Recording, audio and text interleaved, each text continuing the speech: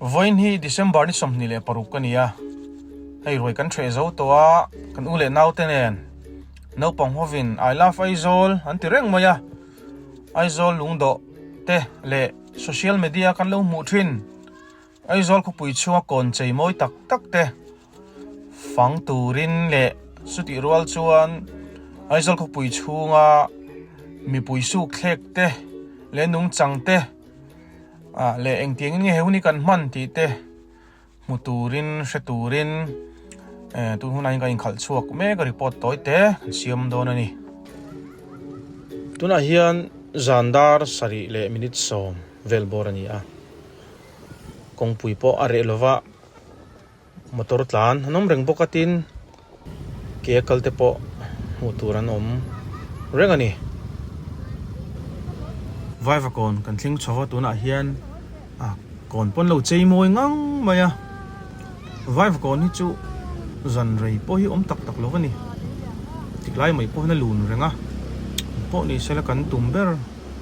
aizo lungdo panturing chol em lavin kan tlan zelani Aizol Temple Square kan thling chawa Aizol Temple Square po hi vai va kon kan soyang khan tiklai mai po lun hi nia zan rei tak tak po hi om lova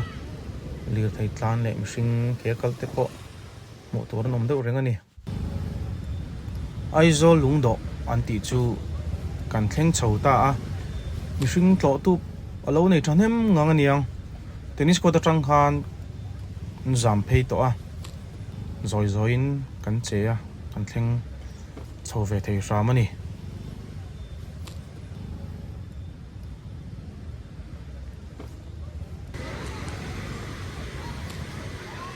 kan rin ang ngayon Aizol lungdo chuan tlo tu lo nei thanem khop moi he traffic te po kan ti jam na sa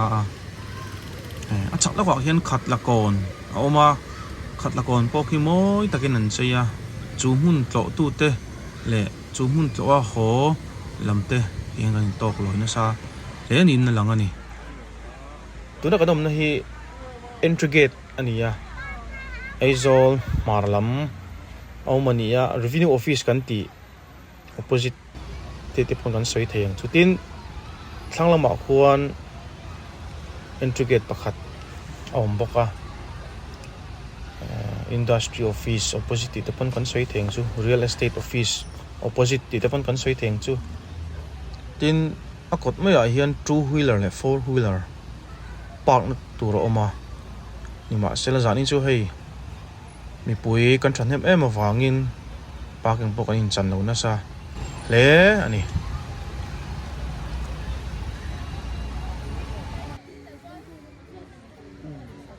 entry gate kan an luta heti hian kan in line mizo te kan lo polai to khop mai in nek tul ang kha mu tur nong vak lova ticket hi nula le tlangwal polai tak fel takin lo boi puya ti hian kan an lak fel nu chuan kan lut phei ve theita ani achung chuan an lut phei ta khai atlo to kan thanem ngo khop mai kan phu mur mai ni he mun hi kan hnut hle ni na langa hetiang inti lim na mun te han len khothon na mun te hi kan thalai tele ano pangjok te pon kan mamo em ani tun haya meu sa then katten futsal ground siam hi anin ti mu dewa muni cho ti thei tur hi ania an siam deuh mol mola ril ro lo mai chu hetiang ang to tu no pang jok te le thalai jok te ta na tlo thei mun hi ti mu vele thung to selo ti te chu ril ro zon lo lang dewa ki kan sak lo ka pok hian city park kha om thina kan hlut thina ni tin tun ma deuh khan raj bhavan te po kha an hong thina tlo tu kha kan thanem thei em ani a chak lama kan an chho china hei lo bei moi ang reng khop maya hetlai mun hi abik takin an hlut zual ni te pona langa eti hian thalak pui tu hi an om chol lovani met deuh renga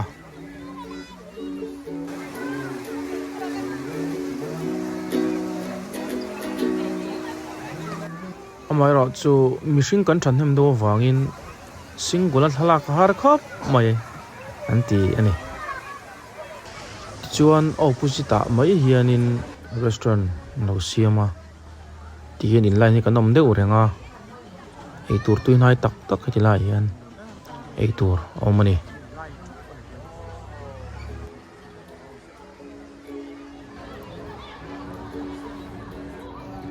lomom deuh chu tunhuna hianin zurui kan ti le thilrui nei ang chi kha mu turan om meu lowa nu naw tenen lim takin thlamuang takin hun kan mang theya alomom tak zet ani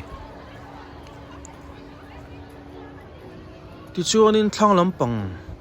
hemi khatla north ning ka hria presbyterian biakin depa hian zun in thadeu mai om boka khai hei mi pui kan tam boka chuat po chiao per pur mai ma se tun din hona chon la fel 5 view ani ki lampang ki ground floor atanga alan chaudan ani pui mup khop mai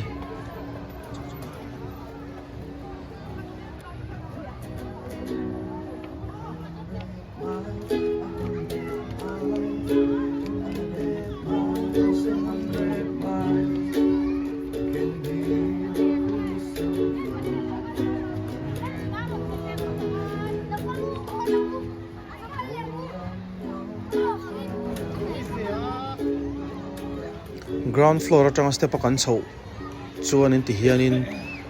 thlang lama thutna ha cholna nuam em mai thain em mai ti hian ana siam boka hetlai bor tak pe hi chu ni puite lo thleng lenga dai nuam via don ani view te po tha kong pui te po chiang takin langa chọn hạ đầm nan hạ chọn nan hun thắt tắc này tin lom đậu chui dustbin hun trong sang ạ mù tổ rỗ mà hiện tại bây cần mong trăng cay thì tôi còn là hay phải nuông khóc mới bol họ ống liếm lâu này mù tổ mà cần son khóc vậy hết thì lai mu na hianin gym open gym kan tiang kha da ani a akal te pon kan hlut em tin kan soyang khan kan chat nem deuh lek awangin in khoi chok theu te po hi angai ni na lang ani nuam kan ti tlang khop mai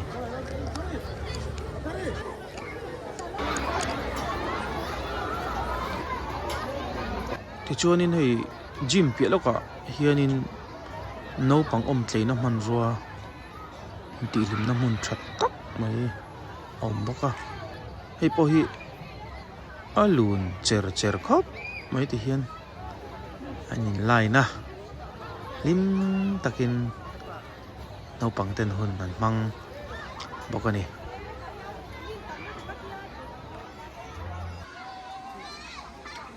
tin hei kan muang hian zuru emo buaina han siam tumemo le midang ta na nok sak zong kho sa po mu tur nom meu lovani hi thil lom takani a ma kan son tak zet ani he tiang te wang hian kanu pui fanau te thlamuang tak la lim takin he hun hi mangani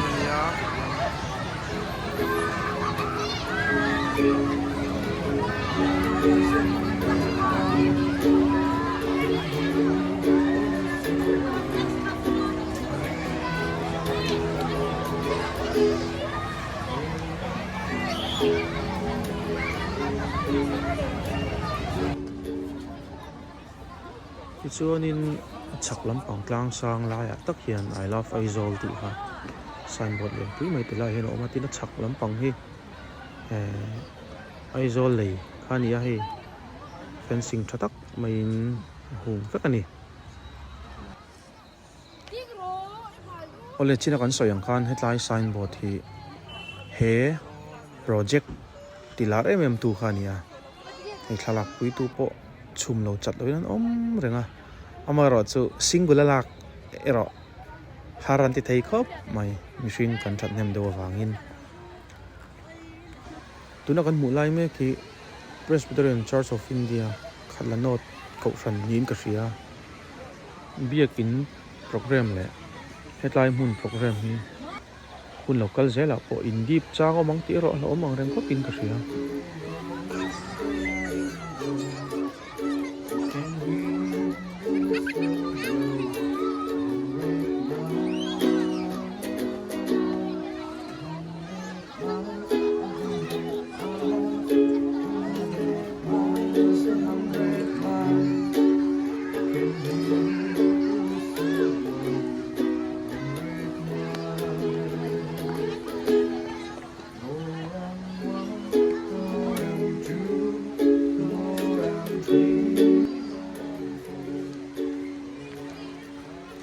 tuna hian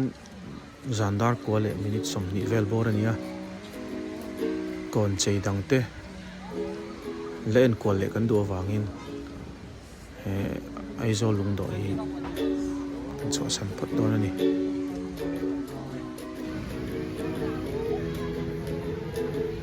ole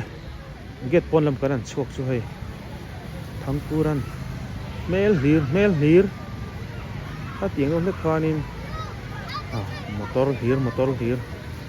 tar pu ta hi zam sang khop mai tin ke kal te po anem takanom vereng boka le lama chonin han pun khom muk te hi nuang ver yoga klem te ni la chu tuna hian anuam lo sot mai thei ni kong thang lama hian meno pang in ti thim na thil chini an lo wat sai baka mi thanem ngai ten hetlai mun to te dang ro dang chara kanom lau takin ei tur tu nai tak mai lo zuara an ti thatak zeta ni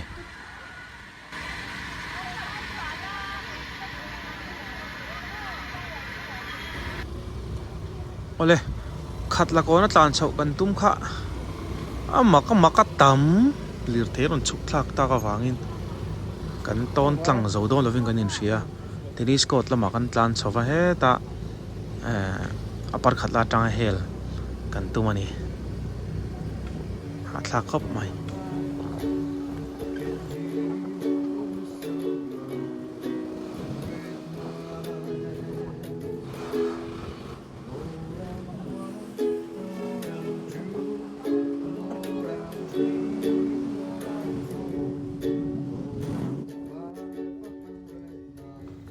kan hele kan ti chung khan hei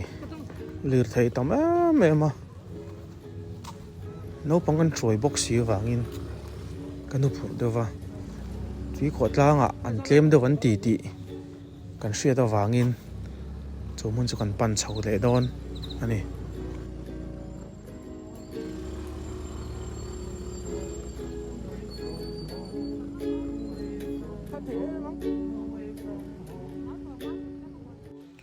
tuna kanam na mun hi